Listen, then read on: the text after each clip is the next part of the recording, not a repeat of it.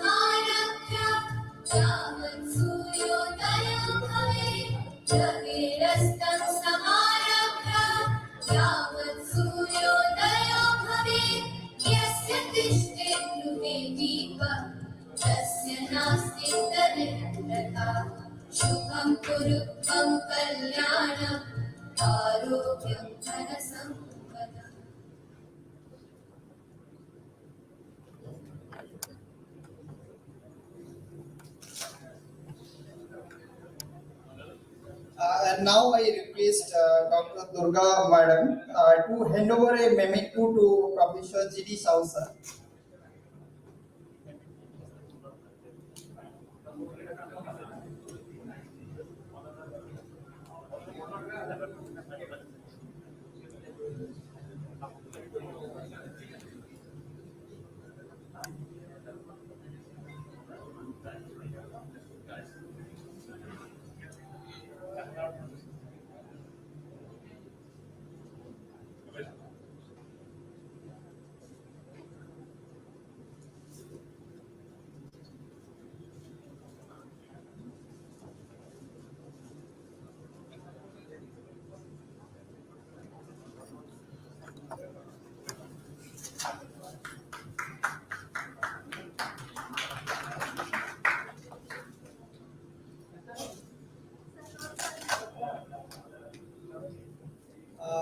Now I request Dr. Krishna Chaitanya sir to hand over a memento to Dr. Sujata Kar.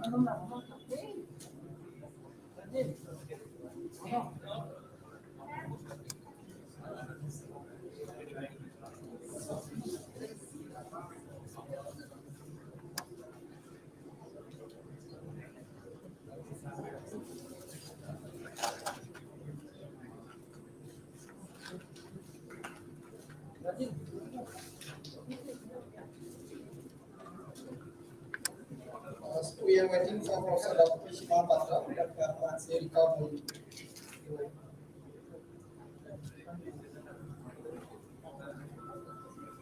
Thank you all.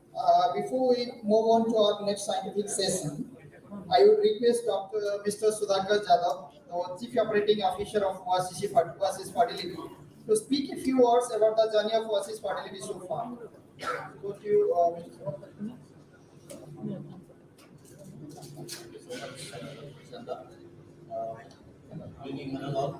We are super excited to be in Bhubaneswar because back in the day we just inaugurated our 25th center, and we are very excited as we start our journey in Bhubaneswar in city of Odisha. Next 5 to 7 minutes, I'll take you through the Oasis journey. I know it's going to be a long evening. I don't want to stand between you and the scientific sessions here. Well, talking about Oasis Fertility, we began our journey way back in 2009. As we speak, we have completed about 12 years. We have founders Dr. Durga and Chaitanya, who have built this Oasis Fertility right from a single clinic to 25 centers which we are operating today. We are an ICMR registered and ICO 2001 organization, and we have been ranked consistently number one in South India and number three all over India by Times of India for the last 7 years. Before we go further, I would just like to play the video of our Bhubaneswar facility.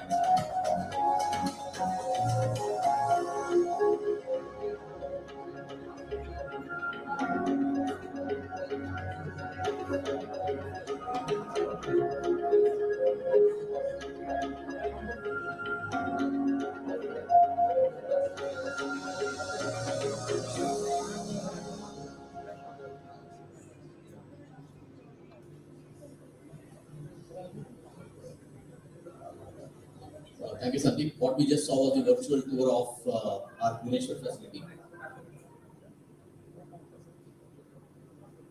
Well, so we have these co-founders, both Dr. Durga and Mr. Kiran Gadela, and we have our core medical team members. In fact, both of them are present here. Dr. Krishna Chaitanya also will be speaking today, is one of the speakers today.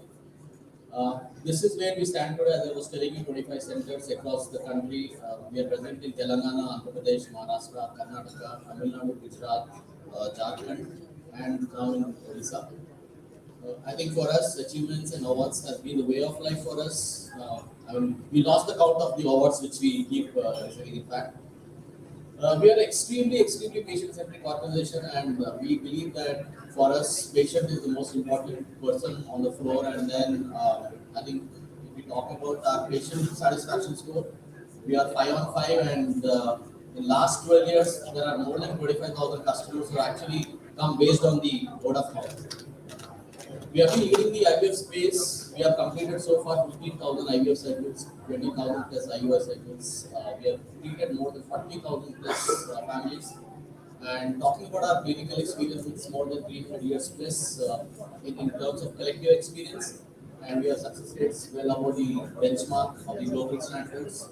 Currently, we are 600 plus strong employees, and then we have 60 plus strong embryology team. Each of the centers has dedicated embryology. We don't do batching at all. We have 50 plus full-time clinicians, and as I told you, we have been always ranked as number one fertility center in South India. And quality is part of our way of life. We are an NABA certified organization. We are a quality accredited organization. We are a member of ASRM and FOXY. Well, all our centers have state-of-the-art IVF and ovum pickup labs. All our consumables are FDA tested for toxicity. We maintain a class 10,000 environment. We have centralized AHUs and hepatitis in each of our centers. And recently, we have added witnessing system for zero errors. Well, these are the wide spectrum of advanced services which we provide. I'm sure both Dr. Durga and Dr. Krishna will be speaking more about this. Success rate, again, I'm sure it will be covered in the scientific sessions. Well, one particular point which I would like to highlight here, fundamentally because we have been speaking to gynecologists today, we ensure that once the patient comes to us, the patient is once the patient is conceived, we ensure that the patient goes back to the doctor again, and then the periodic treatment updates are being given to our doctors, as well as the couple again continue the antenatal care and the at your clinic fundamentally. So this is what we just wanted to tell you today. We have a very strong cloud-based HMS called Artis. It's one of the India's leading HMS system, where the journey of the entire patient is captured from the first call till the patient is actually conceived. So entire data is seamlessly tracked in the system.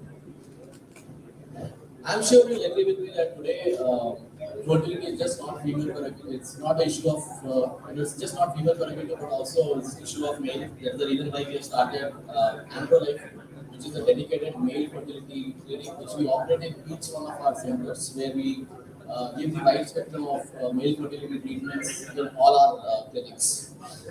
Well, some of our new initiatives, we are going to recently start IVFparents.com. So this is fundamentally going to be a domain where each and every person can actually find out plethora of information in terms of the treatment options, in terms of which center to pick up from. So it's going to be a knowledge domain primarily. And during COVID, we had started IVF at home. This was again one of our initiatives, which we are still continuing. I'm sure we can't do IVF at home completely, but part of it is actually being taken care at the patient's home. This is our CSR activity, Ambulia, where we treat some of the poor patients absolutely free of cost. In case you have some deserving poor patients who recommend to Oasis Fertility, we'll be happy to help you here. Well, last but not the least, I think academics and training has been very poor and very close to our heart. We run a lot of courses. We run FRM courses. We have got 2 DLB seats. Any doctor who is interested to know more about this, kindly reach us out to our counter. We'll be happy to help you. So these are our today's speaker, Dr. Durga, Dr. Krishna, and Dr. Prasant. With this, I'll hand over the session to Dr. Prasant. Thank you so much.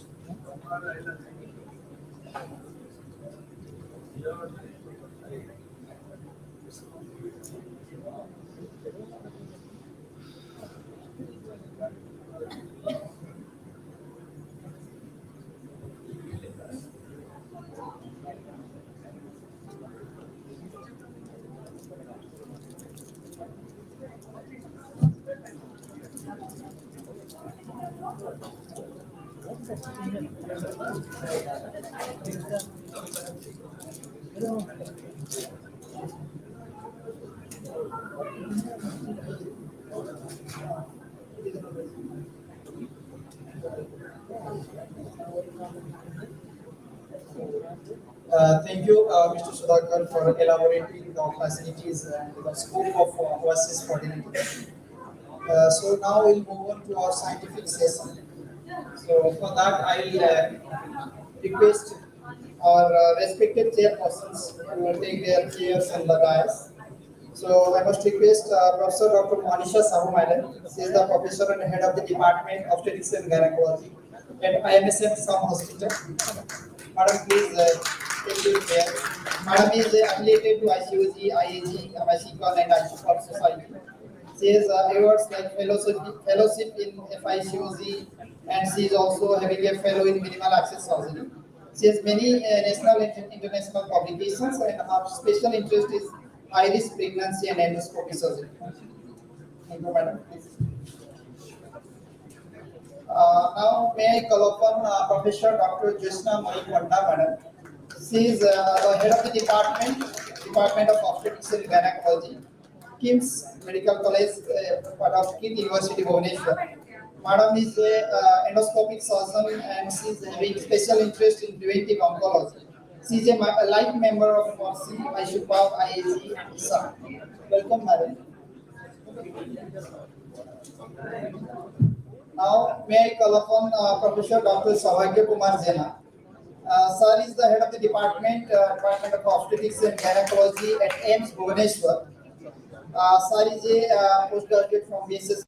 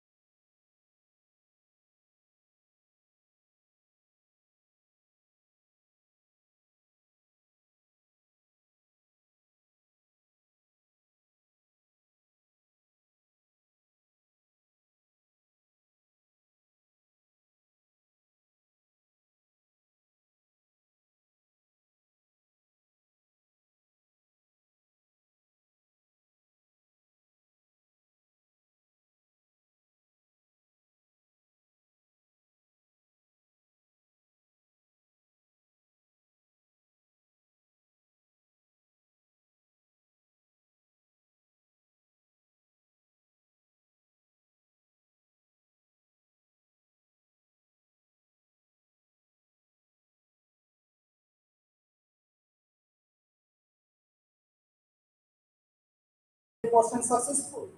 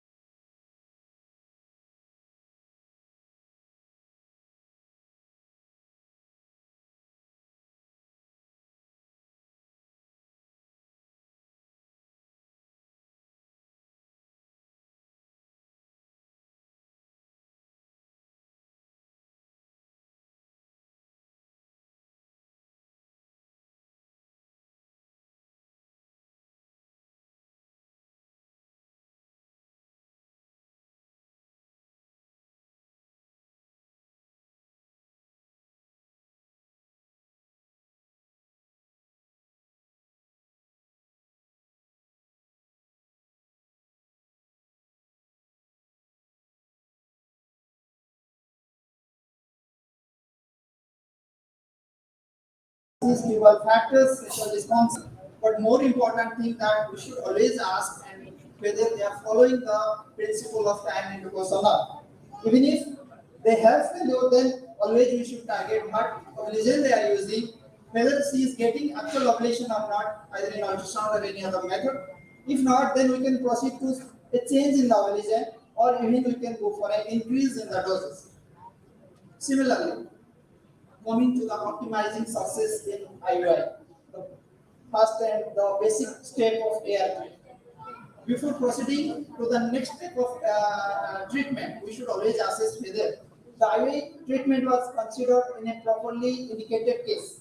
Like we should not perform it in case of severe malfactors, and in case of advanced endometriosis, in case of bilateral tubal blood, and in cases of advanced women age or poor ovarian fissure.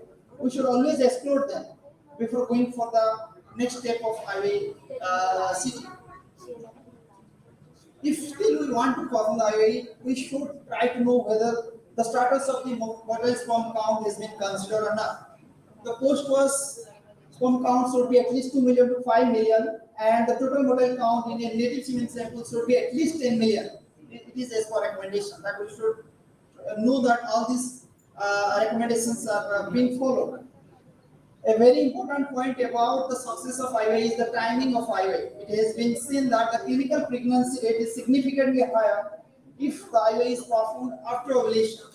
And so also the timing of IUI should be optimized between 32 to 36 hours after HCG trigger, which is being recommended by estrogen. Again, there is also always we think that how many cycles we should continue with IUI, whether 3, 4, or 6. The NICE guidelines they recommend that at least 3 and maximum of 6 IUI cycles can be considered before we switch over to IVF or HC. Some studies, of course, they show that the success rate can be up to 4, but beyond 4, they don't find any kind of significant success rate. So that we should also keep in our mind that excess numbers are not good. Similarly, many consultants prefer to do a double IUI and many prefer to do a single IUI. As per a Cochrane database report, that uncertain success has been found with double IUI so far as the live birth rate and clinical pregnancy rate is considered, and mostly it is useful in case of mild male factors. So far as the some preparation techniques are concerned, the density gradient and swim up technique usually we follow either of these methods, but the Cochrane tells there is no specific evidence to recommend density gradient over swim up, although we get good quality sperms in case of density gradient technique. Similarly, no difference has been found in the pregnancy rate even if you are using a flexible or a rigid catheter. Use of ultrasound is useful if you are using a ultrasound guided IVF procedure, mostly in cases of difficult IVF, not in general population. So far as the ovulation or the ovulation inducing agent is concerned, it has been found that there is no difference in clinical pregnancy rate, even if you are using a clomiphene or recombinant FSH or letrozole, but they have also not found any significant rate in the so far as the pregnancy rate or live birth rate is concerned. There are some more tips and tricks to improve the success in IVI, like there should be a certain period of ejaculate abstinence up to 2 to 3 days, which leads to highest pregnancy rate. The semen should be processed within 60 minutes after being collected, and the worst forms fertilize oocyte only within 2 to 3 hours from preparation time. The best time is within 90 minutes from the collection. Well, still we tried with IVI, but she failed to achieve that pregnancy. But what are the criteria that why we should proceed to a more expensive procedure like IVF and ICSI? Because IVI treatment is cheaper but less demanding on the fee.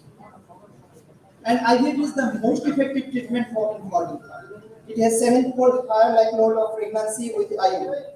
And if you are the male is having a severe male factor infertility, then we should better go for ICSI procedure. The causes of IVF or ICSI failure can be an inadequate number of follicles. Even after induction, we cannot get good number of eggs. Even if we get follicles, but we don't get viable eggs or mature oocytes. Even if we get oocytes, there is some chance that there is failed fertilization. Even if we get fertilized eggs, after transport we have a failed implantation. So at any of these stages, there can be problem or failure for which the IVF can fail. One important and consistent thing that we should keep in mind that US government CDC report tells that with increasing age of the female, the pregnancy rate and the live birth rate decreases, and even if you go for multiple sittings of IVF, the success are almost similar, but with age it definitely decreases. Well, when there is a failed IVF cycle, the following things we should consider. If there are difficulties with the ovarian stimulation or less eggs are retrieved, we should modify our drug stimulation protocol. If there are average or good looking embryos for transfers, but none of them implanted, then we can try for one more cycles of IVF. If there are significant embryo quality issues, then we should retrospect ourselves and we should think about our laboratory quality, and we can also address the egg issues. There are some few approaches to improve the success of IVF for ICSI. So far as the use of antagonist and agonist protocol is concerned, in the general IVF population, the group treated with antagonist had a lower pregnancy rate than those treated with antagonist. But the antagonist protocol has the advantage of low rates of purchases and simpler timing of treatment. So these are the recommendations what we got. But if it is a case of PCOS or a high responder and even a normal responder, GnRH is always recommended as the first line drug. Similarly, if it is a predicted poor responder, in such situations we can use either GnRH antagonist or GnRH agonist. Equally, they are recommended for poor responders. The role of endometrial injury, what we call endometrial scratch, it has been found that there is a 4.6% more live birth rates in scratch group with likely certain range between 0.7 to 9.9%. But as for the meta-analysis, the actual benefit is also been found to be unclear. All of us know that day 5 transport is associated with a high pregnancy rate, and live birth rate as compared to that of the single carrier stage of the embryo transfer. But the evidence is for Cochrane review. It is either low quality or moderate quality for the same. So far as the technique of embryo transfer is concerned, as per ASRM recommendations, if you are using the ultrasound guided transfer that leads to higher rates of clinical pregnancy and live birth, the use of a subembryo transfer catheter is associated with a high pregnancy rate. These are both level A grade A recommendations. Removing cervical mucus by aspiration can lead to more successful pregnancy outcomes, which is a level B evidence or recommendation. Similarly, placement of the catheter tip in the upper middle area of the uterine cavity greater than 1 centimeter from the fundus for embryo expulsion optimizes the pregnancy rate. That is also a level B or grade B recommendation. If you consider about the luteal support in IVF, you know there are so many trials like Lotus trial and all, and so many randomized controlled trials. The oral dydrogesterone is found to be a luteal phase support in phase in vitro fertilization cycles has been found to be a new standard because though the success rate is not inferior if you are using either oral dydrogesterone or vaginal progesterone, but it is the oral dydrogesterone is associated with less side effects and more convenient for use.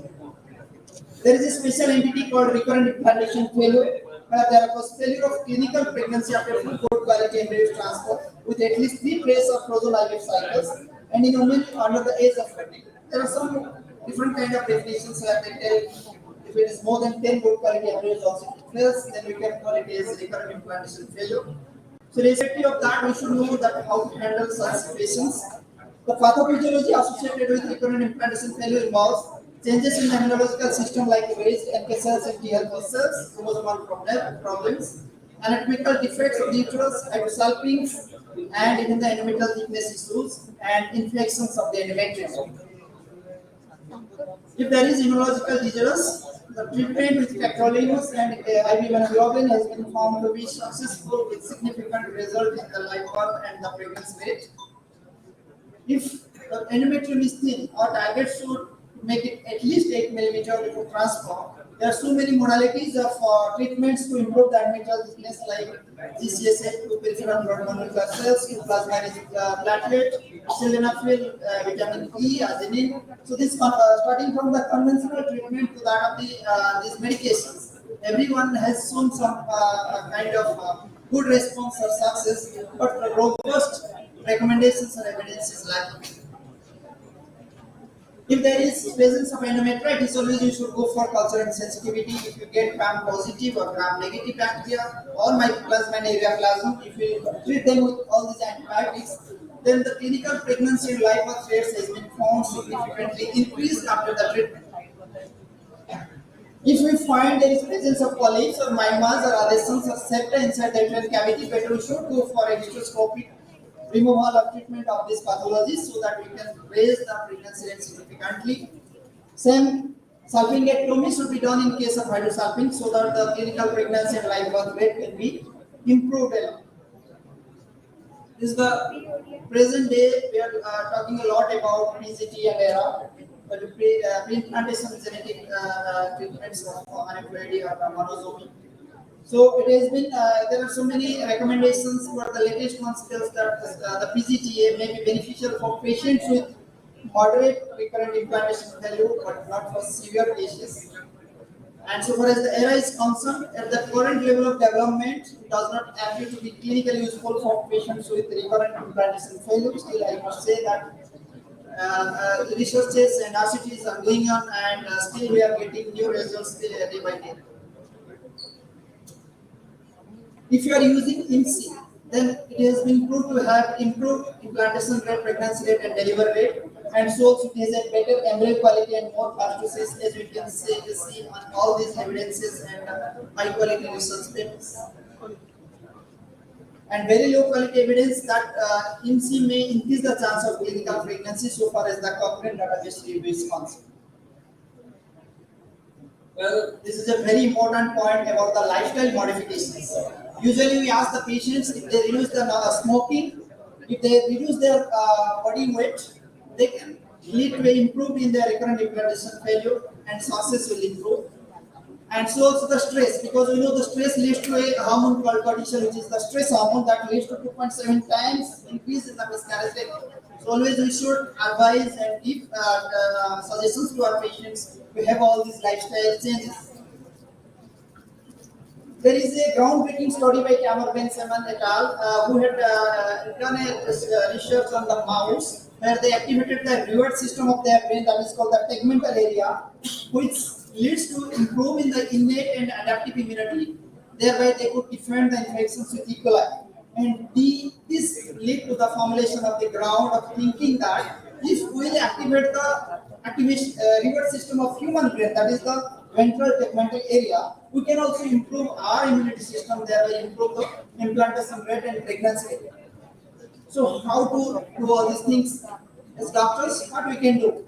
Well, this is very simple. We can ask the couples, just go out, have chill with friends and families, have fun, go for romantic movies, stay happy, just watch some comedy shows, or go dine out and have a lot of relaxation so that you will develop a lot of innate immunity which may prove to be successful in your case. So these are simple things we should not forget to tell our patients as doctors. It may be a great first step in a new protocol for infertile patients to focus on creating an environment that will lead to activation of this reward system in couples suffering from infertility. Worry does not empty tomorrow of its sorrow, it empties tomorrow of its strength. There is some take-home message at the end. Couples should be counseled and well informed about the sources of different infertility treatments. While dealing with the failures of infertility treatment, we need to focus on the quality and efficacy of other interventions. Knowing and accepting the cause of failure and advising them for an evidence-based future treatment is most desired. Always we should follow the best practices. We should not underestimate the needs of the patients, including psychological. And the trusted evidence informed decisions is the key to better health. A mother who conceived after treatment for infertility, her version. There are women that become mothers without effort, thought, patience, and loss. Though they are good mothers and love their children, I know that I will be better. Not because of genetics or money or that I have read more books, but because I have struggled and toiled for this child. I have longed and waited. I have tried and prayed. I have endured and planned over and over and again. The longer you wait for something, the more you appreciate it when you get it. Because anything worth having is definitely worth waiting. Thank you everyone for your patient listening.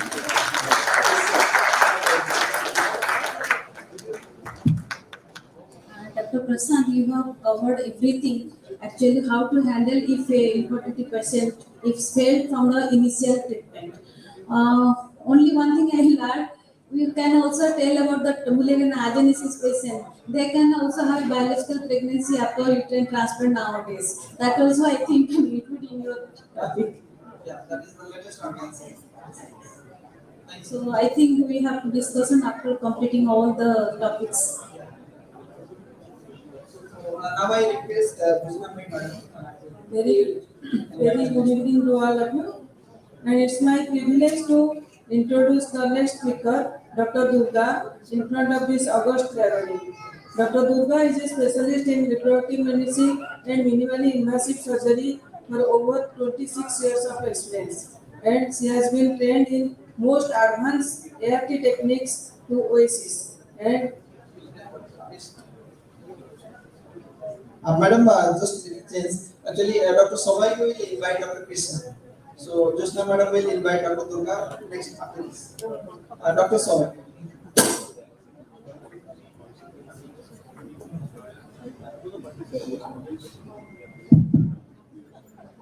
Namaskar and good evening to all. Respected South sir, my teacher, and, Dr. Durga, my colleagues and dear friends. At the outset, let me thank Dr. Prasanta for giving us the opportunity to share our ideas and to listen your ideas. And I congratulate the Oasis Fertility team for scoring a quarter century. So it is 25th and 31st. And I wish all the best. Probably within a short time, the team will score a century in relation to number of centers. So coming to my job, let me introduce Dr. Krishna, an expert in clinical embryology and cryopreservation of gametes and embryos. Apart from extensive knowledge and in the latest assisted reproductive techniques, his main area of work is cryobiology, in vitro maturation of oocytes, embryonics, stem cells, embryology, and men's health. And he is dealing with another important topic, that is in vitro fertilization in PCOD and recurrent IVF failures. We study and practice in Australia and now having many research collaborations. So, as all of us know that embryology and embryologists play an important role in assisted reproductive technologies. So, we are eagerly waiting to listen to you, Dr. Krishna. So, it's all yours. Thank you, sir, for that kind introduction. Good evening, one and all. So, I think there was a point where most of what I'm going to talk now was thought and perceived to be science fiction, and now this is a reality.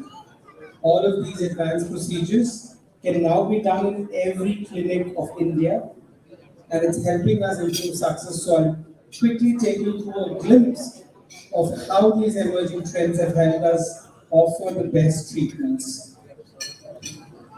So I think 4 decades are over.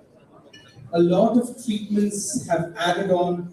The way we approach the couple has changed. The success, which was probably around 6% way back in 1978, has come up to be close to 60% now, with a lot of advances that have happened. But failure is still something that concerns most of the couples, most of the clinicians and embryologists. And that is where these advanced procedures have taken an upper hand.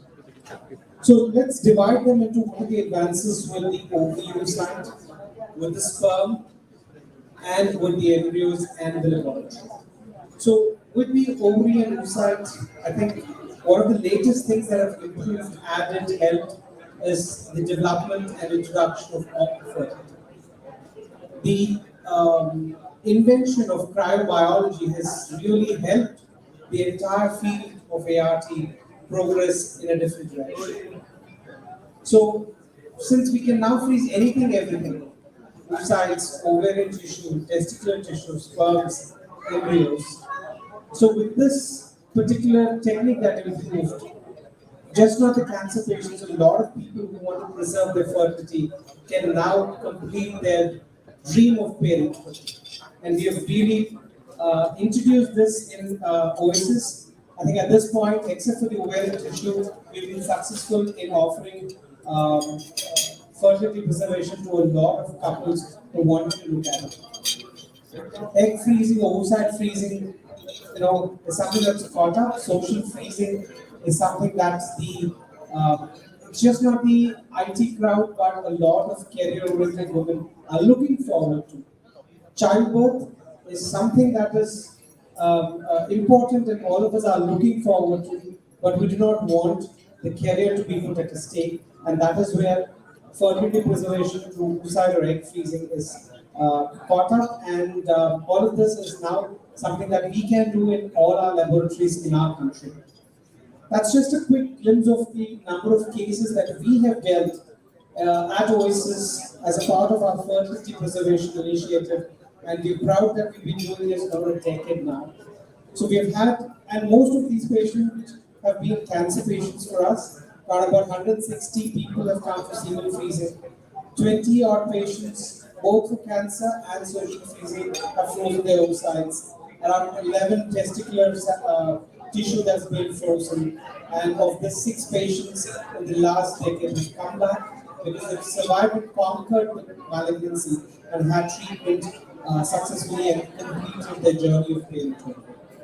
So that's the ASRM committee opinion in the year 2014 said that oocyte vitrification is no longer experimental and it is a routinely used technique. So it is a part of our day-to-day activities to do that. And that's our experience at Oasis with the frozen oocytes. It's really made a lot of our lives easier because we're just not struggling to coordinate the cycles of the recipients and donors.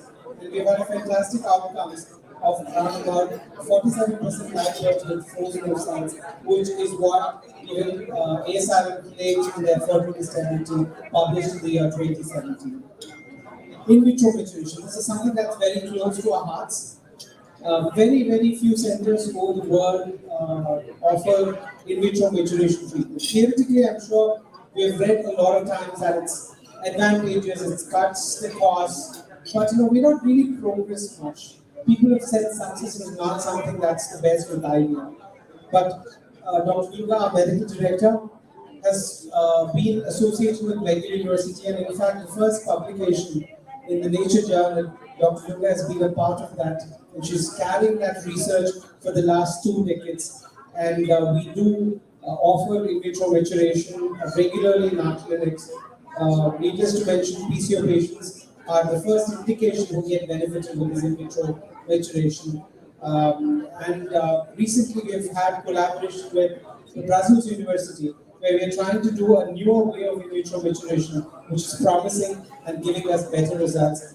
And soon we will publish this data from our study, and we are hoping IVM is the future of ART. Now coming to the sperm, what are the recent advances? We all know that semen analysis is the gold standard, the basic step to start with. But unfortunately, it does not help us with a good predictive value. We just can't look at the countermotive morphology and predict if the patient is going to conceive naturally or will they need some kind of ART. And that is where scientists over the years have been looking at the sperm function test. Of the lot, I think sperm DNA fragmentation is shown to have a lot of correlation with prediction and the successful outcomes. When the sperm's DNA gets fragmented or the quality comes down, it's shown to bring about suboptimal embryo development, recurrent implantation failures, recurrent pregnancy loss, and doing ICSI with such fragmented sperm can bring about a potential risk for degenerative changes. So, word of caution, and we need to act. So, what do we do when there is raised sperm DNA fragmentation? I think there are varied options, a list of ways that we could put the sperm sample through, which will help us separate the best quality sperm, doing a simple density gradient, what most of us practice, or doing a magnetic cell separation, microfluidics, MC, PIXI. Which is the best? Which one is superior over the other? I think there isn't a meta-analysis that's proven the superiority. So we at Oasis, for the first time in the world, did an RCT comparing TISA versus MAX, which was published with Human Reproduction at the ESHRE annual conference. And we see there's no benefit or there's no superiority of using TISA over MAX. So I'll just share the data. I think doing testicular sperm aspiration has been a new indication for people with raised sperm DNA fragmentation. But there came the question, testicular sperm, is it safe? Does it give good success rate? And that's the data of Oasis, which was published in Fertility Stability in the year 2019. These were people with one failed IVF cycle where we did a DNA fragmentation testing. They had a very raised DNA fragmentation level, so we did a testicular sperm aspiration. We all know that normally we do a TISA for people with non-obstructive or obstructive azoospermia. But here, people had sperm in their ejaculate, but the DNA was fragmented. So picking it from testis, which is the source of production or site of production, would give us a better DNA quality. And that's what the study looked at. So in men where there were no pregnancies with their previous attempts, by just doing TISA and using testicular sperm, the live birth rate went up to 36%. Though the control group had 53%, still 36% managed to have live births. Now, the next question was, are these offsprings, neonates born from testicular sperm, is it a safe thing? So we did a comparison with ejaculated sperm and testicular sperm. Again, this was published in Fertility Sterility, and we found there was no difference in the offspring born using testicular sperm, proving that testicular sperm is a safer intervention. Just for everybody's reference, I think this is a common question we all get asked from our patients, from our colleagues. Are IVF children born healthy? We've been doing so many interventions that this is a question that's troubled all of us at some point of our practice. So this is the statistics. This is a published paper which says that there's an incidence of 6.6% in natural conception, where IVF conception it's been on an average of 9%, which is statistically not significant. So ART conceived children do not have an increased risk of some kind of congenital anomalies, and when they looked at a subdivision about particular anomalies and malignancy, again there wasn't any major difference. So this is another paper published where we tried and looked at testicular sperm's outcomes, and that was equal to what the international data was all telling us, that testicular sperm also gave equally good success rate when compared with ejaculated sperm.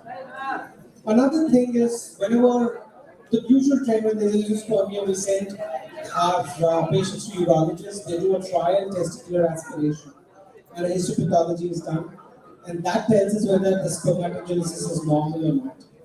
Then the patient gets referred to an ART clinic where there is a need to repeat the testicular sperm aspiration.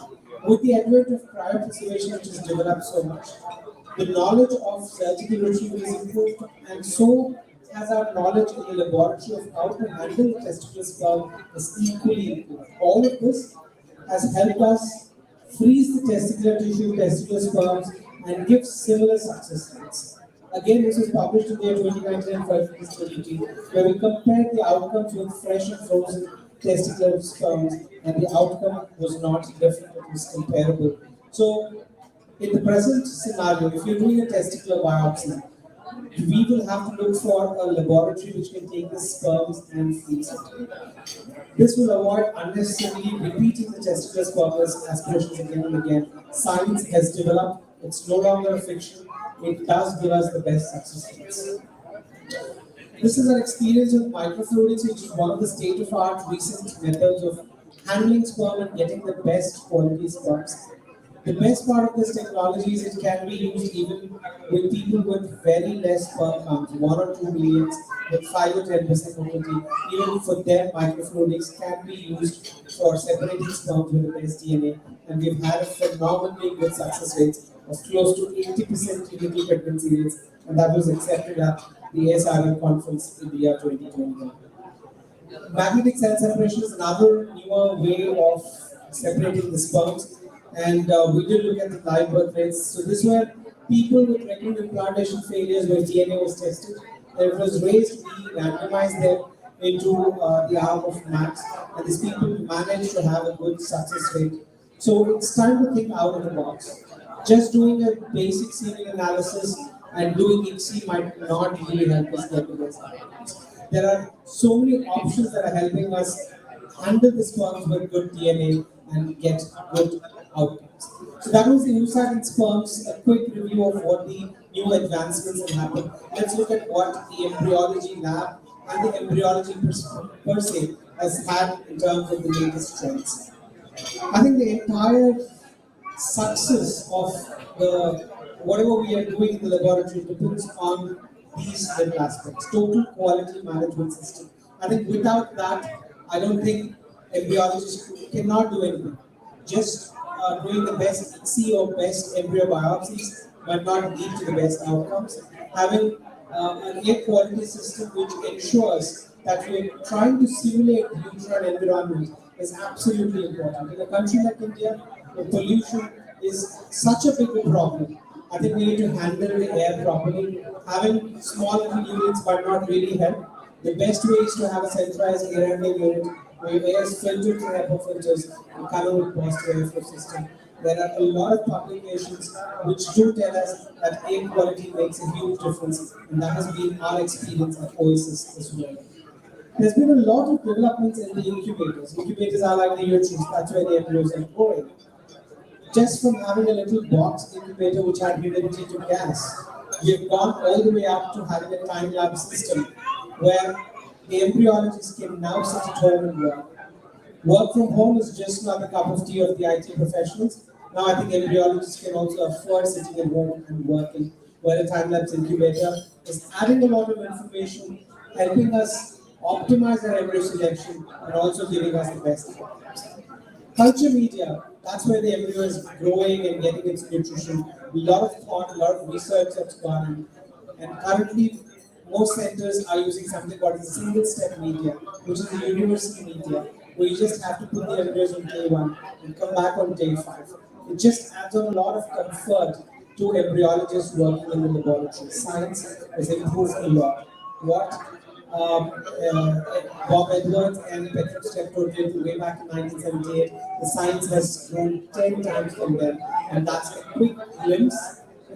We could go on and on talking about where the developments have been, but paucity of time and stop there. There's been so much of improvement, and that is what is the real secret success behind the best outcomes what we have in the present scenario.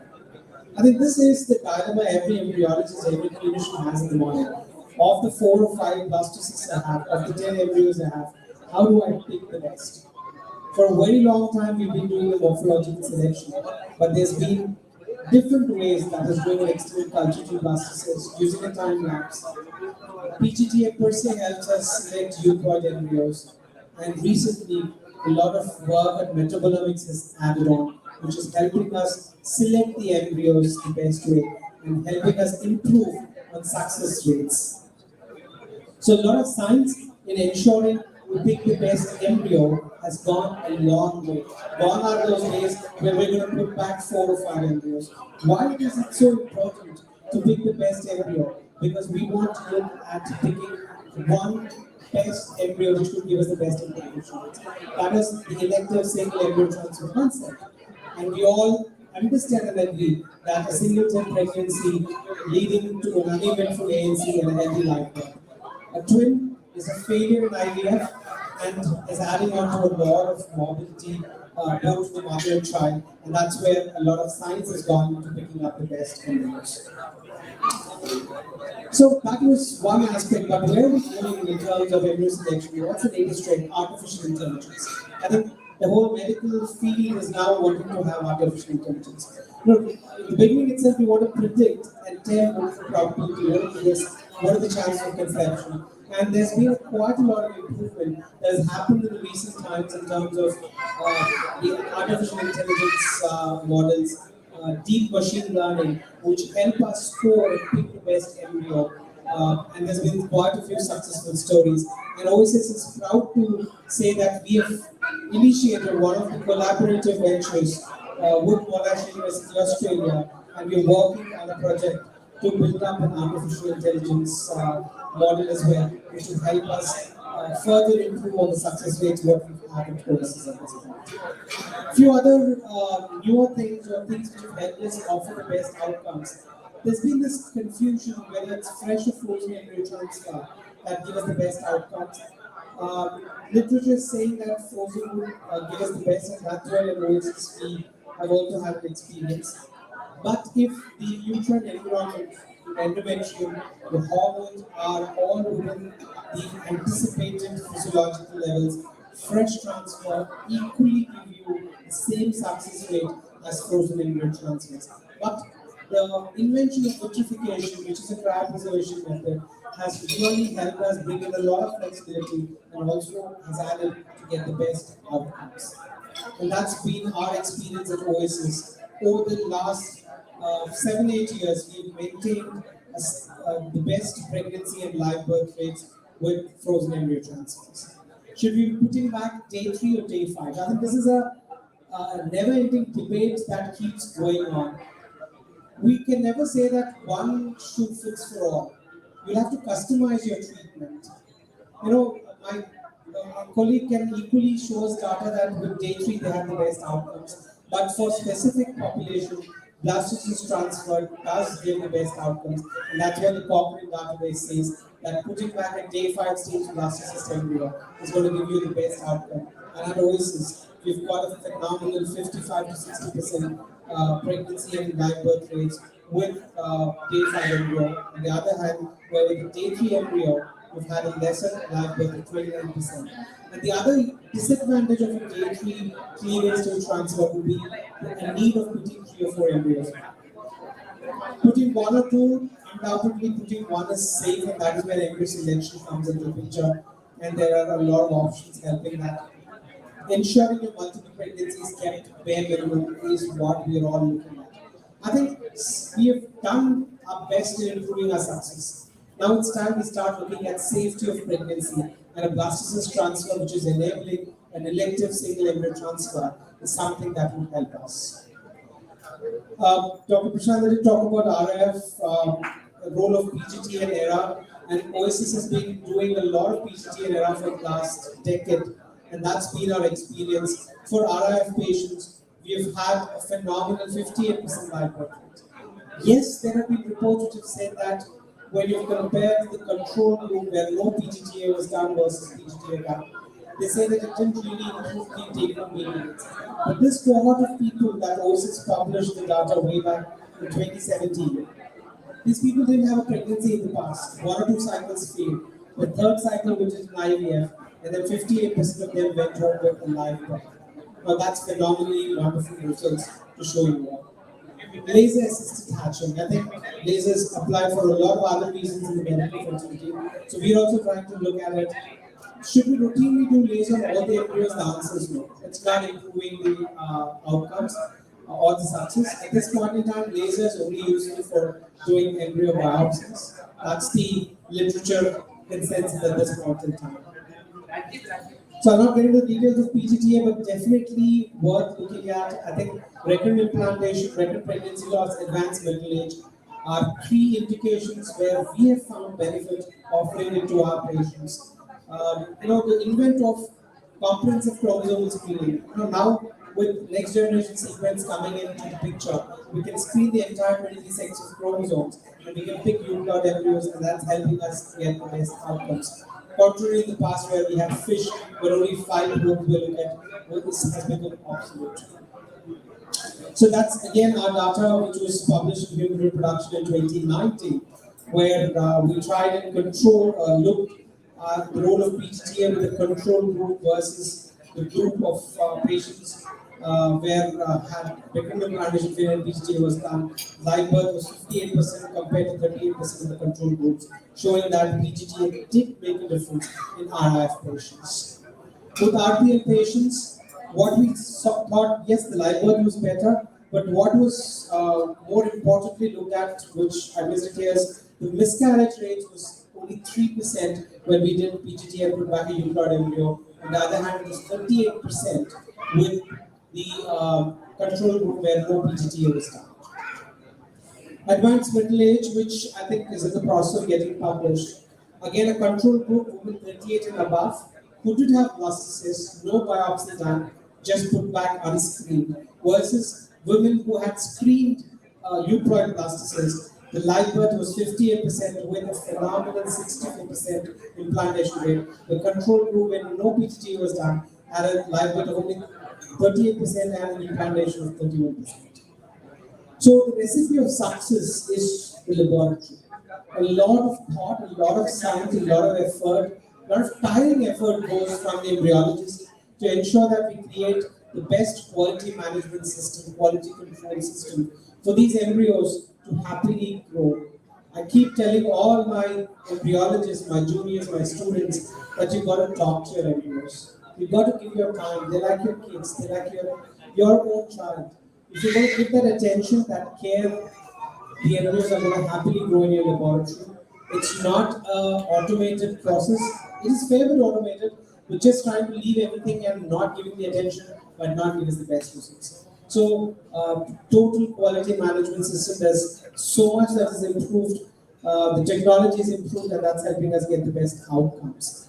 So, innovation is something that we believe doing at Oasis. So our software has been our biggest advantage, which has helped us streamline the process, publish the data, and that was one thing. And second, electron witnessing system. All of us have seen the famous Bollywood movie Good News, and I'm sure that's the worst nightmare any one of us want to be there, mixing of gametes.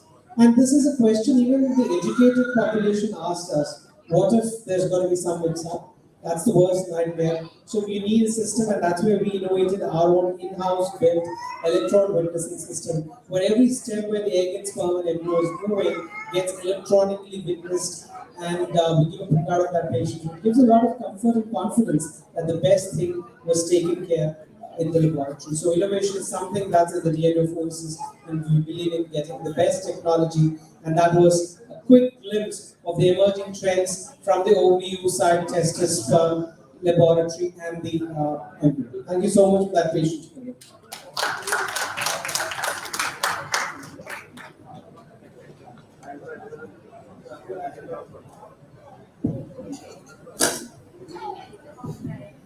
Thanks, Dr. Krishna. That was a nice presentation, quite informative. And I personally like that wherever you try to possibly try to put your own data and comparing with the global data. That was quite interesting and fascinating. I believe there will be a lot of questions, but probably after the next presentation. Thank you very much.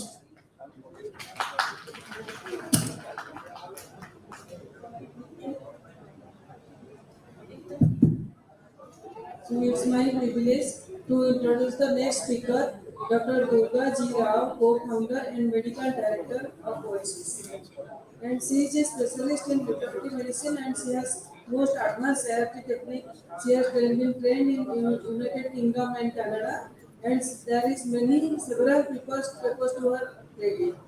And she was the pioneer in research of ART practice and of the mainly in the in vitro maturation treatment and fertility preservation. So let us listen to her on ART in 2020, the future ART. Thank you very much, Dr. And welcome to all of you. And it's a great privilege actually to be here in this city of Bhubaneswar, having a center of Oasis. Because what we really believe in is to work together, is working with the current gynecologists who are themselves trying to give the best in terms of patient care. And we would like to extend that kind of precision medicine and evidence-based medicine for fertility care when it comes to prevention. Now, both of my earlier speakers have already given you a bit of a gist of what ART is all about today. What I'm going to do now is to tell you that such a nascent and a very new field, reproductive medicine, frankly, is less than 5 decades old. But still, the kind of research, the kind of advancements, the kind of lead that fertility medicine is taking, or reproductive medicine is taking, is really enchanting. So I just want to give you a bit of a glimpse as to where research is taking reproductive medicine. And as we know, it's only been approximately less than 5 decades. But what is extremely important, which again, what Dr. Prasanta had himself picked up in his presentation, was counseling and expectation management is the key for optimizing pregnancy outcome. You know, our labs are the best. We know what we are doing in terms of what drugs to give, how to stimulate a patient, and everything. But unfortunately, we still haven't reached a guarantee mark. So this is where counseling of the patient, ensuring that they're in the best of their health, giving them the right expectation, and then taking them through the fertility treatment is probably the most important aspect. But having said that, just to summarize a bit of what fertility medicine is actually providing us at this moment is this particular paper which came back in 2019, and our results as well echo this. And what we said was, after 5 embryo transfers, your pregnancy rate is around 41%. And it increases at 8% for each embryo transfer. So if you have 10 embryos for transfer, you are actually reaching a success rate of 70%. But after that, it is not 8% per embryo, it falls to 3% per embryo, which means that the first 2 to 3 embryo transfers are the best the woman can have, and that's the best success rate that you can take on. Obviously, more is always better, but it also depends on the quality and other issues. So this is what we tend to see. And as you can see, the cumulative pregnancy rate based on the number of embryos, once you cross 5 and you reach up to 10 is the maximum that you're reaching, which is at 70%. And after that, it is not as exponential, it is only 3% per each embryo. And a similar figure even crosses in terms of the age group. Now, having said that, that is where we are at now. When we're talking about ART now. What has been the innovations? Well, everyday injections is definitely not something a fertility woman is expecting. She wouldn't want to get injected every day. I try my best telling them, listen, if you are a diabetic woman or people who have diabetes, they're injecting insulin every day 2-3 times. You're just doing it for 2 weeks and you're doing it just once. Even then, there's a lot of fear in them in terms of getting injections every day. So, advances and research has come to a point wherein we can give one injection that actually lasts for 7 days, which means that we are reducing the burden of injections now. But that injections are all coming from Chinese hamster eggs, which means there is, a little variation in terms of the response for the woman as well as immunogenicity. Again, the next advancement is coming from human or rather fetal retinal cells, which means this is coming from human race. Then your immunogenicity is lower and the response is also so much better. In fact, there's a lot of advances in this, and we are going to be having all of these in the market soon. The next thing is we all know that all of these recombinant drugs are extremely expensive.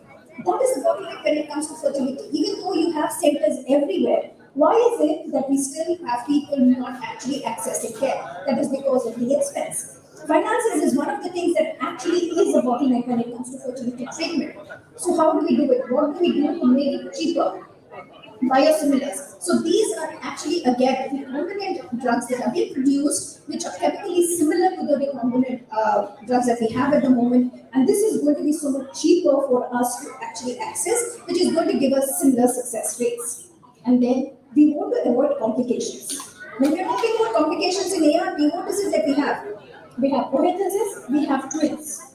We are not talking of triplets anymore because I think we have learned how embryos are behaving and we are trying to bring the chances down. These are the only two complications that we have to worry about in ART, that is cohetasis and twins.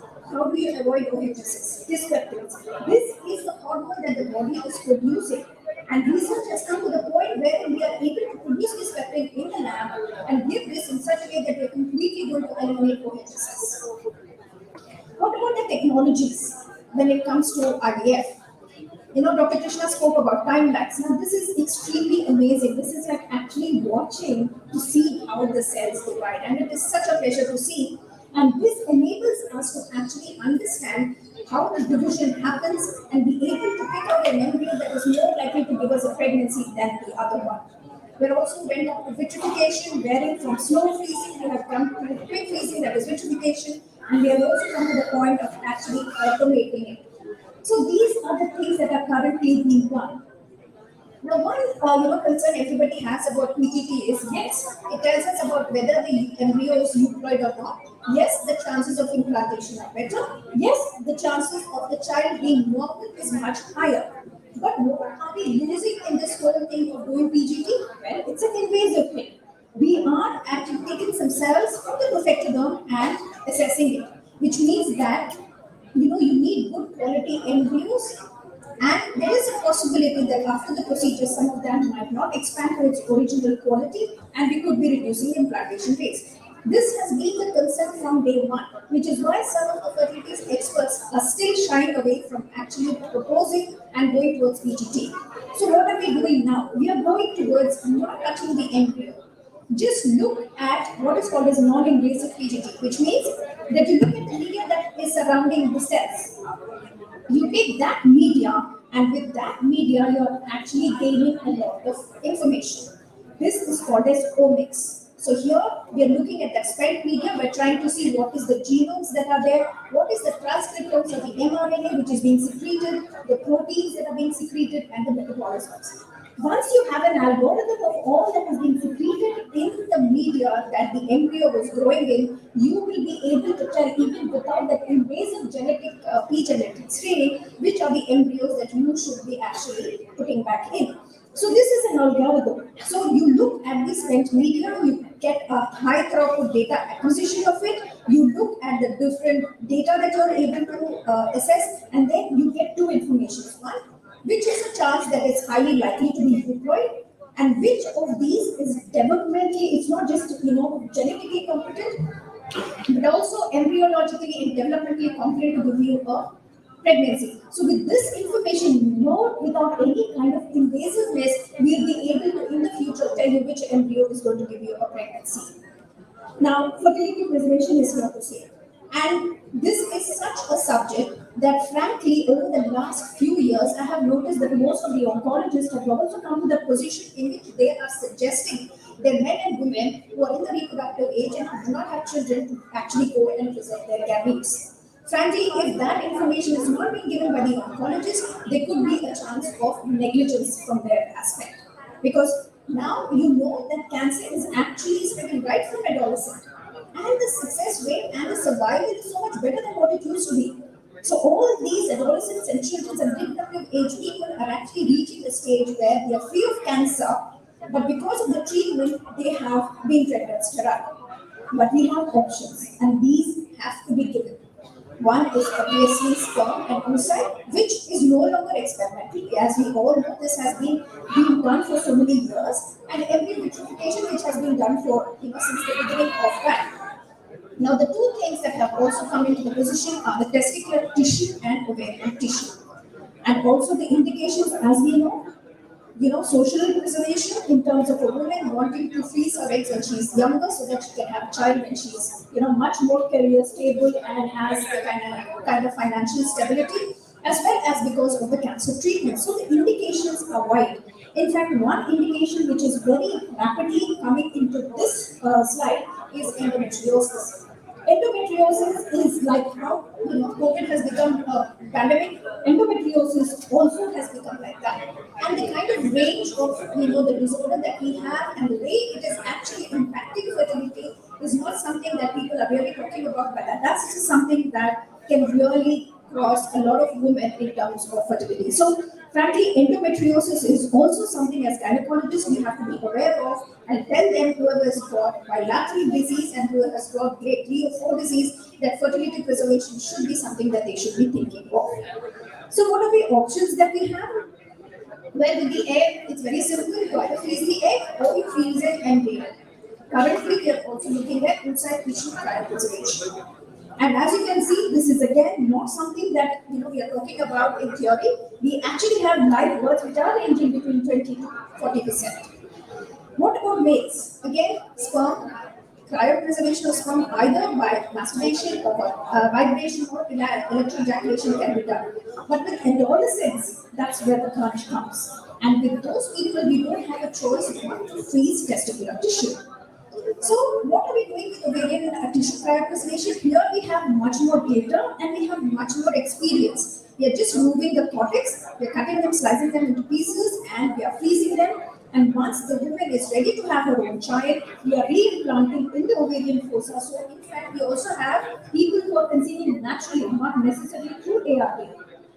Another most important thing about this is that it can also avoid a woman from taking HRT. So when she's young, she freezes her cortex, and when she goes into menopause, rather than taking HRT with all the risks that they have, they can actually reimplant their own ovarian tissue in the ovarian fossa and have their hormonal imbalances so that they don't have to take HRT.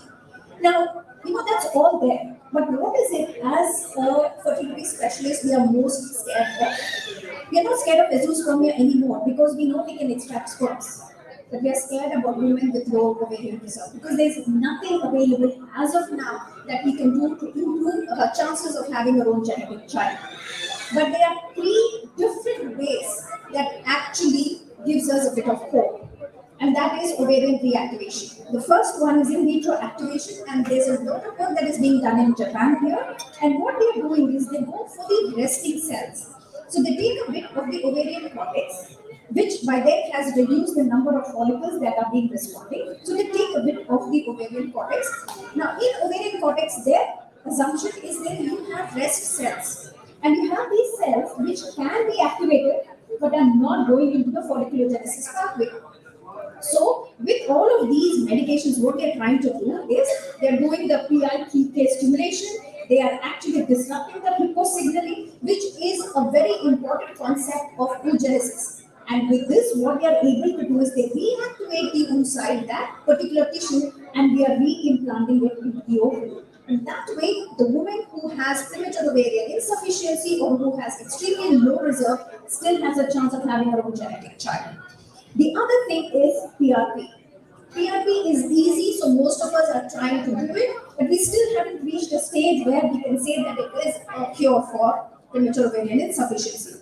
The third thing, which is still taking time to come out to the table, is the stem cell, autologous stem cell ovarian transplant. But a lot of work again is being done here, wherein we are able to aspirate, the stem cells from either the cord blood or the bone marrow, or also from the adipose tissue, and then separate the stem cell and inject it into the uterus for any kind of uterine anomalies or ovary for rejuvenating it. So there's a lot of work that is being done in that direction. What about testicular tissue? Yes, we are freezing it, but till now we still haven't cracked the method in which the tissue that has been frozen for a prepubertal male can be re-implanted and regenerate sperm. We haven't reached there yet. We women have been much more cooperative, men not so much. Now, till now, whatever I have spoken about is actually being done. This is being done for the last decade. In the last 40-45 years of reproductive medicine, see where we have reached only in the last 10 years. But what is it that we should be looking forward to? Take the man, leave the machine. Which means that if you're going to do ICSI, which frankly some of the labs, they have to call your embryologist in, we are doing ICSI today, do the procedures at the time where an embryologist is available, we're taking all of that away. We give you a machine, the machine will do the ICSI for you. We don't want injections, we want oral meds, possible. In fact, there's a lot of work that is being done. It hasn't yet come out of the research table yet, but that's where we are heading. Scans. A woman is at work. She doesn't want to come and spend her time in the hospital for 2-3 hours just for a scan. Though it is not possible in India because of your PCP and DTI, but this is something that is being done in, at least in Canada, where I used to get my fellowship. We used to give them these handheld ultrasound probes. That they used to do their own ultrasound and send us the pictures for us to actually evaluate so that we reduce the visits that they have. We don't have eggs. A woman has gone into premature ovarian insufficiency. What do we do for them? Well, in a mouse, we have been able to produce eggs from skin cells. We have. And that has also led to a healthy baby. But that's in a mouse. Where are we when it comes to humans? We have been able to create a mature oocyte. But that mature oocyte has not fertilized yet. So we are slowly reaching there, but we haven't touched the goalpost yet. But yes, mature human mature oocyte has been developed, and that is from the stem cells. What about sperms? Sperms, again, this way here the men is better. Here in which we have been able to, from the embryonic stem cells, actually create sperms. And you will be surprised that this was in 2016. This was an article which came out in 2016 where we said that sperm can be grown. Though it can't be swimming, but it can be grown, and in fact, even though it doesn't swim, if it's viable, it can actually fertilize.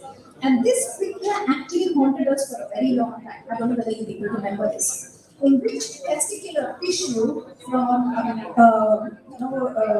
rhesus monkey was re-implanted, a prepubertal rhesus monkey, it was re-implanted, it produced sperm, and a baby was born. So this was a rhesus monkey where, slightly closer to us, so it was done there. So we are hoping at some point we would also be able to reach there. Now, future fertility preservation techniques, the preservation technique, like I said, is not yet reached its post wherein, if your man is producing sperm and eggs, we are good. But if they're still not at that stage in the puberty, what are we going to do? Second aspect, what if they have a cancer? We are removing the oocytes from them or the tissue from them. And if we put it back, what is the chance that they cause a recurrence of the original malignancy? So these are the questions that are still being haunted.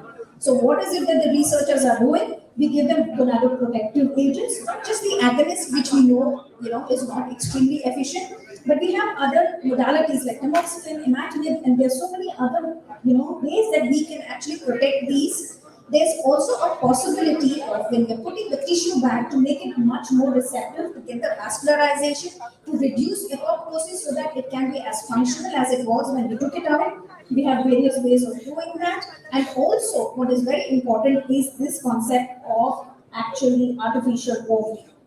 Now, this is actually being done in London, wherein we are looking at matrices in which the ovarian tissues are being embedded.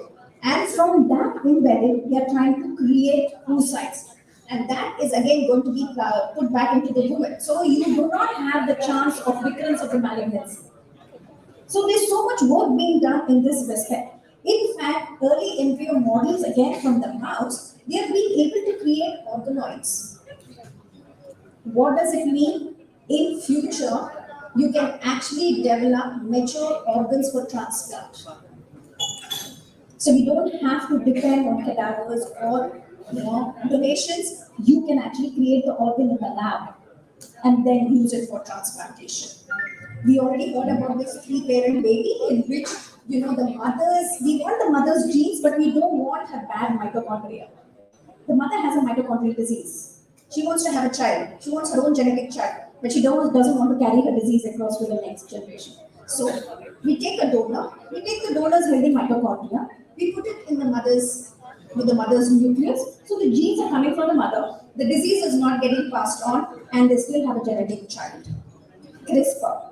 I don't know whether you people have heard about this concept wherein, in fact, a Chinese man, without having, a Chinese researcher and a doctor, without having adequate approval, went on to create and use the concept of CRISPR, which is actually cutting that particular gene which causes disease and letting the embryo grow. He used that technology and he got a woman pregnant with twins. And his idea was the twins should not develop HIV again, even if they were exposed to it. So he managed to do that. He managed to give that woman 2 children who will not have HIV.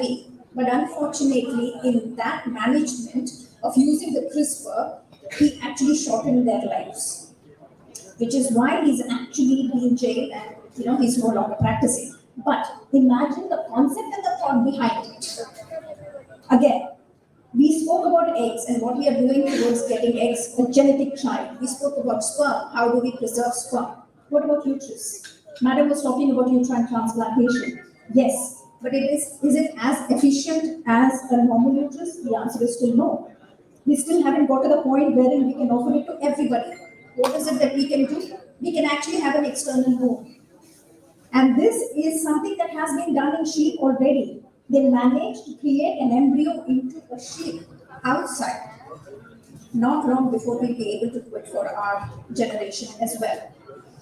Dr. Krishna has already spoken about AI. AI is actually not coming to ART, it has come into ART. In fact, now we have so many ways in which we are using AI. It tells us which egg to use, which sperm to use, which embryo to put back, which protocol is going to be best for her, what her chances of a pregnancy are, everything. You just feed the data.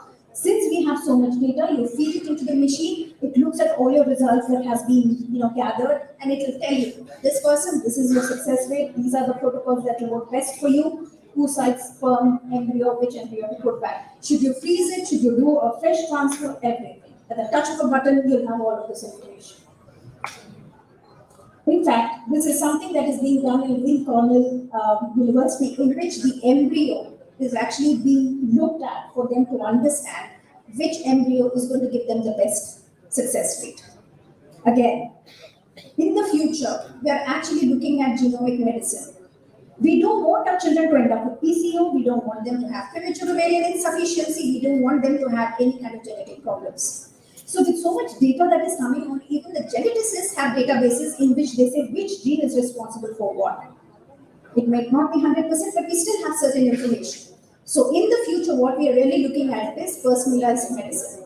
We check the parents, we see what genes they are carrying, we look at the embryos, we don't want the particular genes that they are carrying, eliminate them and give them a child. So this is what, even at an individual level, we can do, even at the couple level as well. Like we said, ovarian reactivation, we have already crossed step 1, 2, 3, 4. We are waiting for the fifth one, repair of the cells.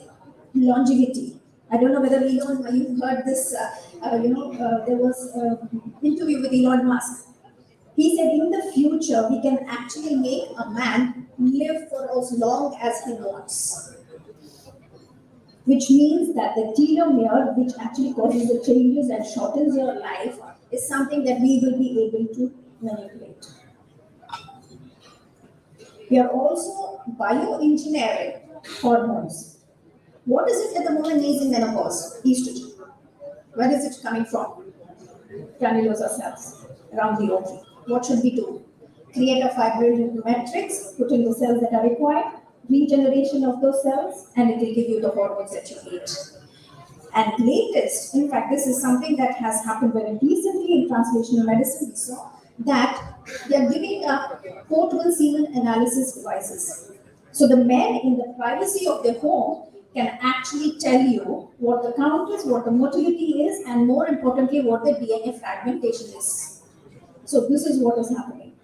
Tomorrow, like I said, we are taking the man away, we are leaving the machine. The sperm is going to be put into a slide like this, and it will be able to separate all the sperms which has less DNA for you. You don't have to use your head, you don't have to use anything else. Chip.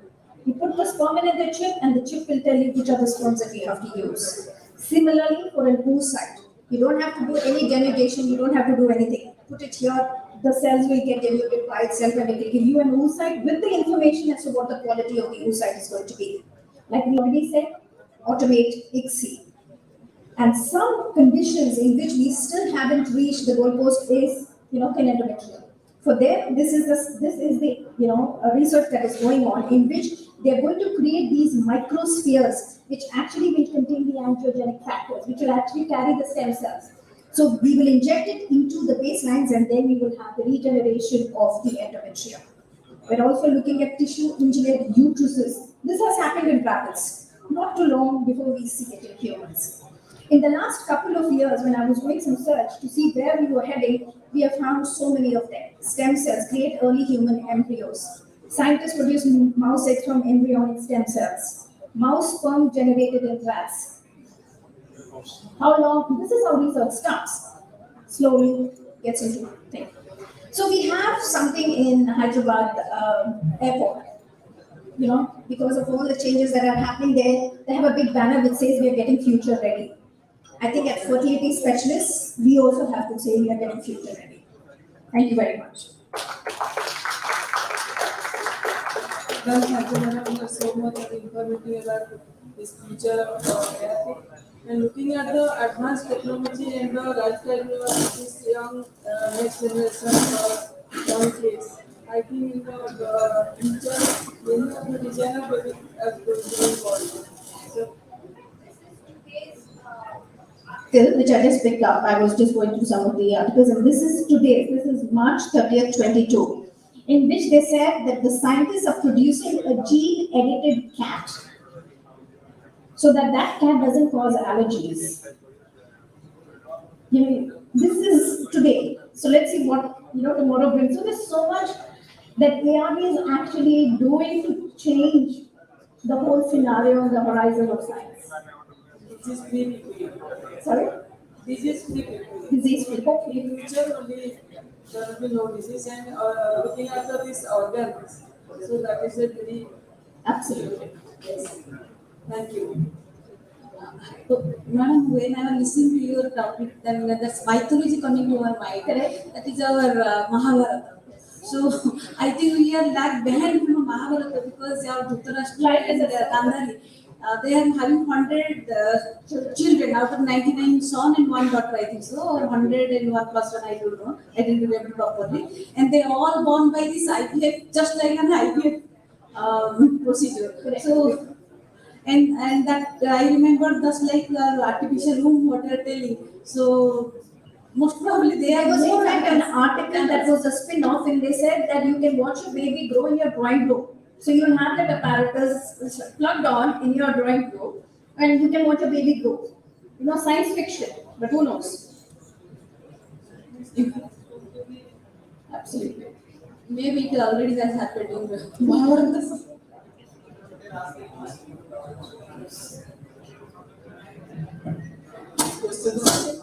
Any question from the audience? Any doubt or any suggestion?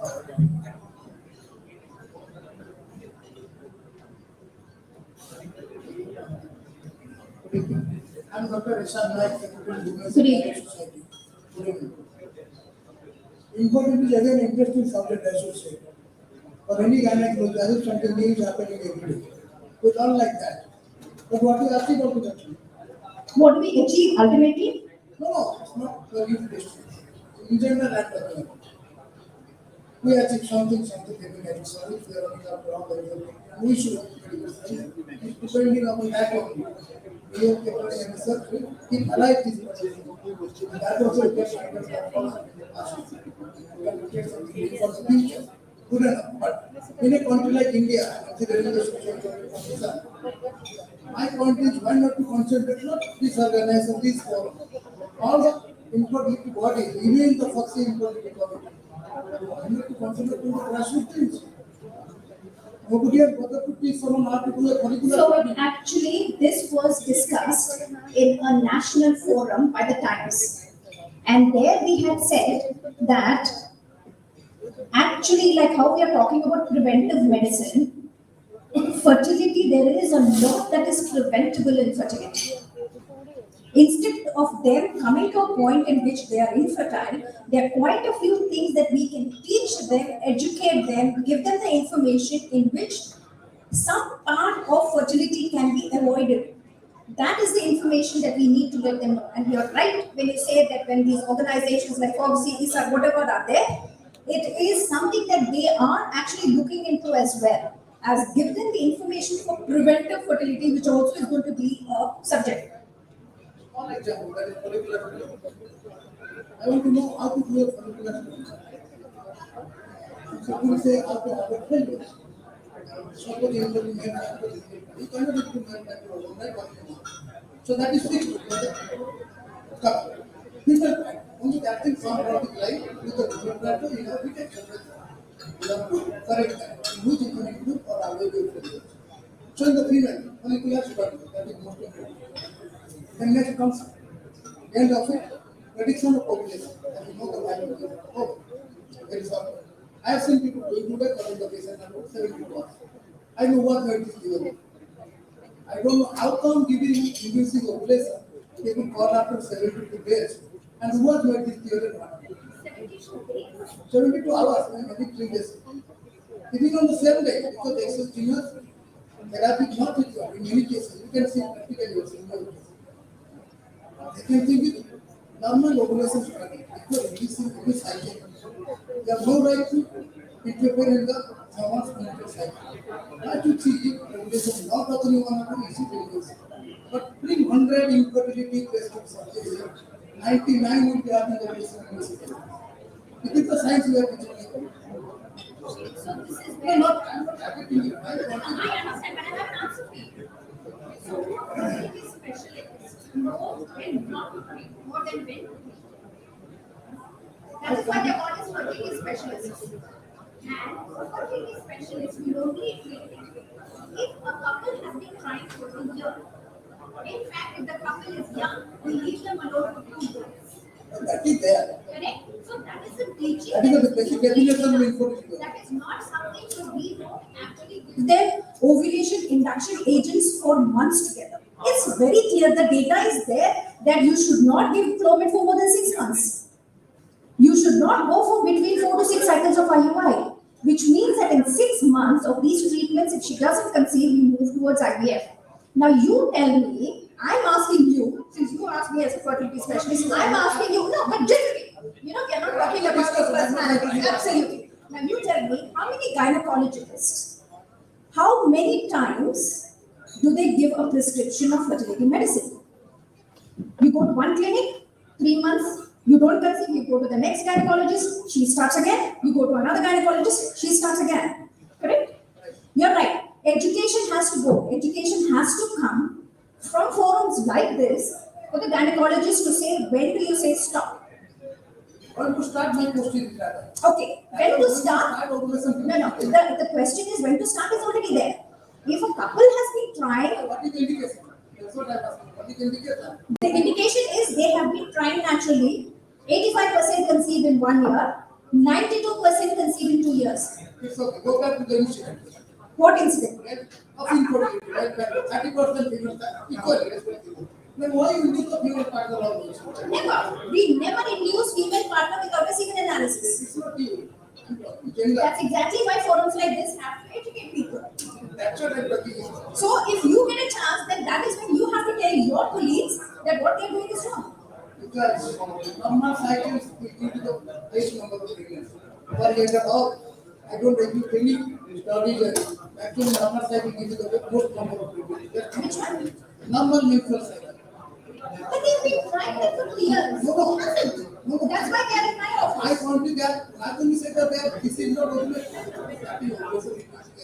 You know, PCO. Right. So She's this an is ovulation. there are two concepts here. Ovulation induction is different, but no ovulation stimulation is different. Induction is for people who are not ovulating. So the concept has to go into our head what is induction and what is stimulation. No, that's where you're wrong. That's where you're wrong. Absolutely, I completely understand where your concepts are. Correct? Thank you. Thank you. I just request Professor Jiri sir to say a few words.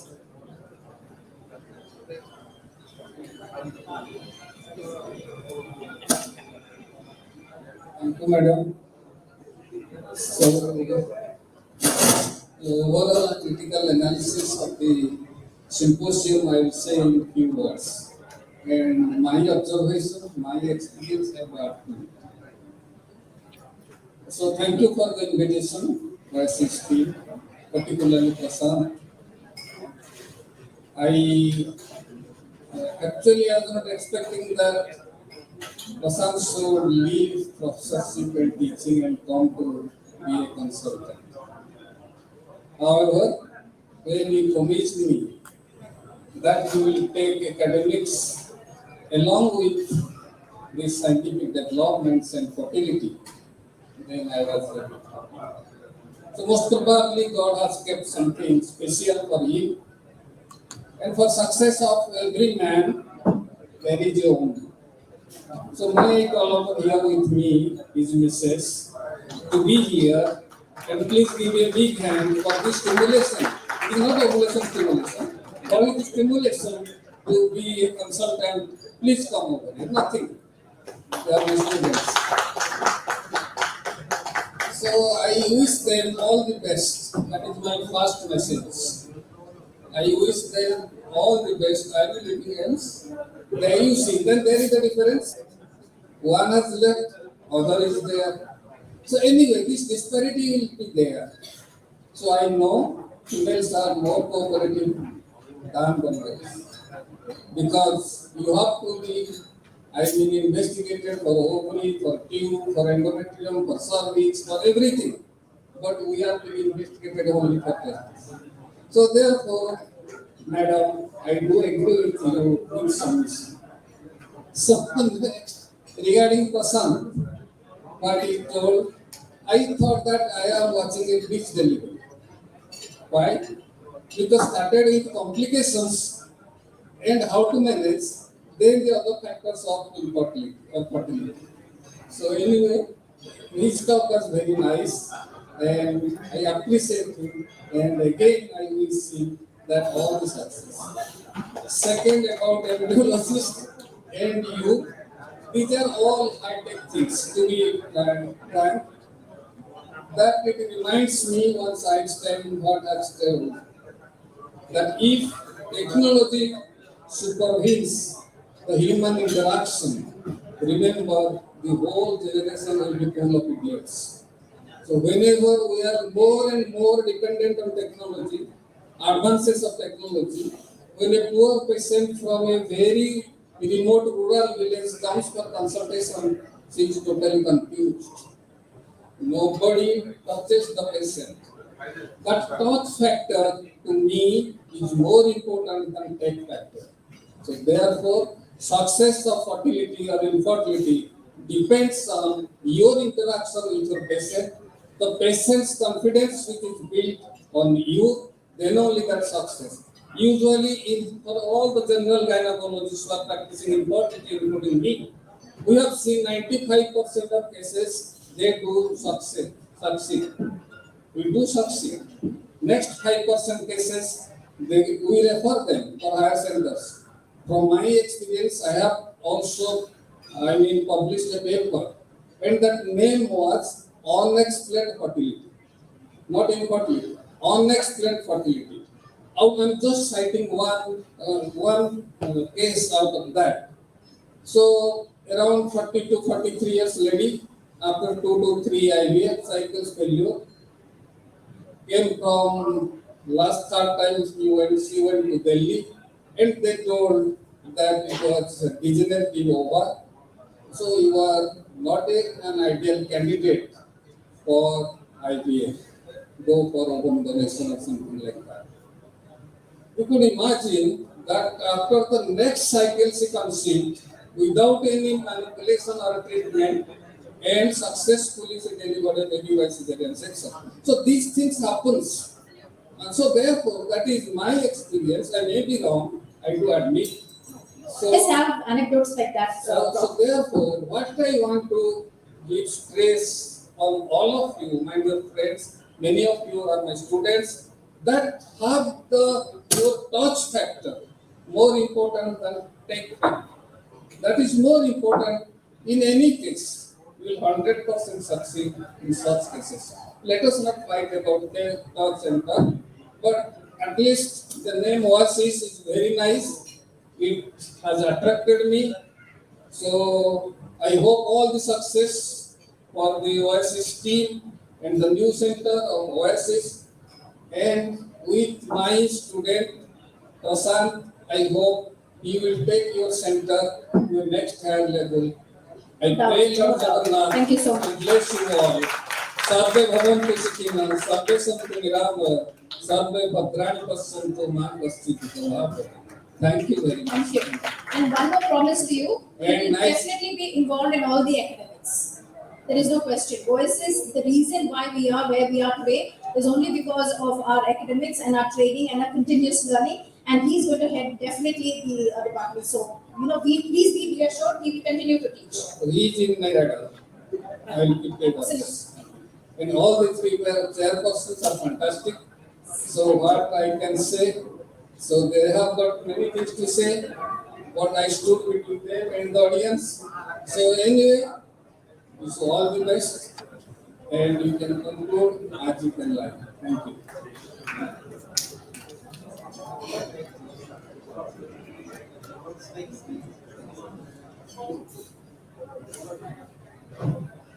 So at least I should thanks everyone, and it's best. I wish best of luck to Prasant for your future, and you have left on academic.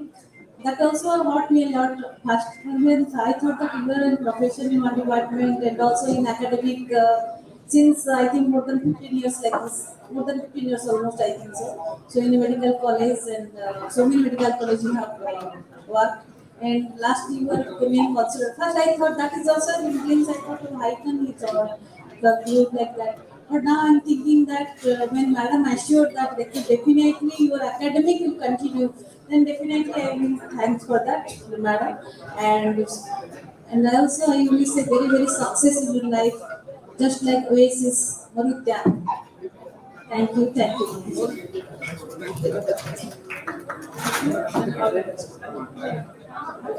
My best wishes to the whole team, specifically to Dr. Prasanta. He is like a younger brother to me, actually.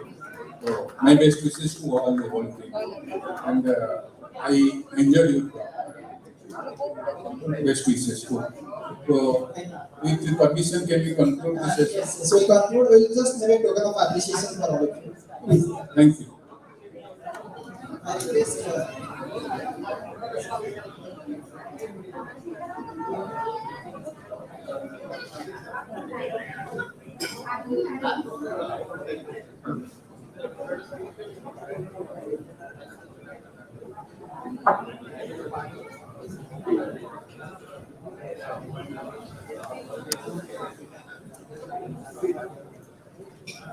Yes, Durga. Yes,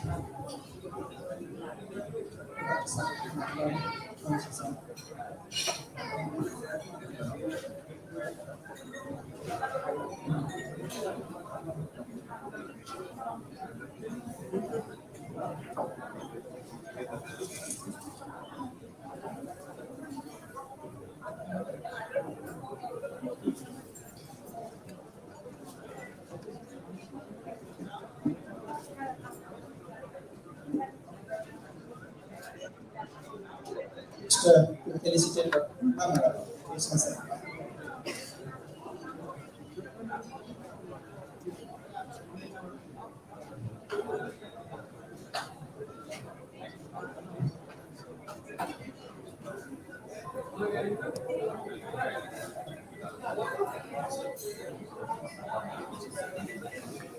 Okay, sir.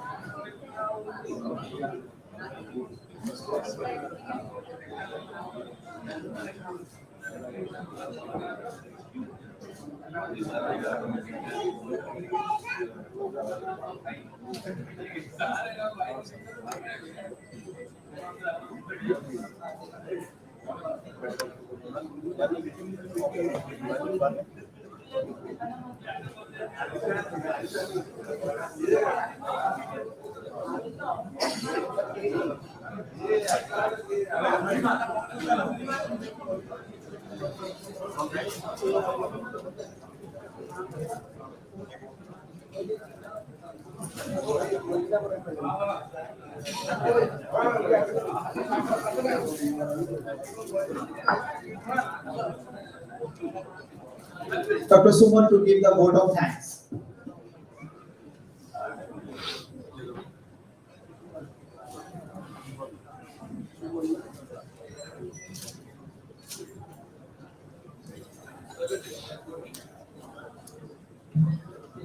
Good evening, everyone. So it's Thanksgiving time. I would like to thank each one of the doctors who are present over here in spite of a busy weekday and have taken time out for our CME. I would like to thank all the speakers and guests of the evenings. I would like to extend my thanks to our entire team of Oasis Fertility, Marketing, BD, and Operation team for giving their efforts to make this event a great success. Thank you. Kindly join us for dinner.